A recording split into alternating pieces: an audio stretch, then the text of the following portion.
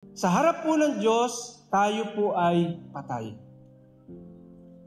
Bagamat humihinga ka, naglalakad ka, nagsusumba ka pa, o kung ano-ano pa yung mga ginagawa mo, pero sa harap ng Diyos, bilang isang makasalanan, tayo po ay patay.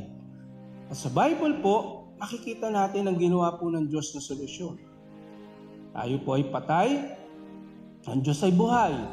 Ano pong ginawa niyang solusyon? Pinadala niya ang Panginoon Jesus. Bakit? Ang sabi po ng Panginoon Jesus, pinakilala po niya ang kanyang sarili. Siya po ang buhay. John chapter 11, verse 25. I am the resurrection and the life. John chapter 14, verse 6. I am the way, the truth, and the life.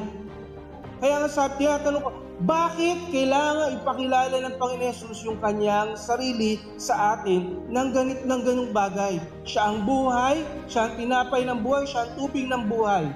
Bakit niya papakilala yung sarili niya ganon? Kasi po tayo ay patay.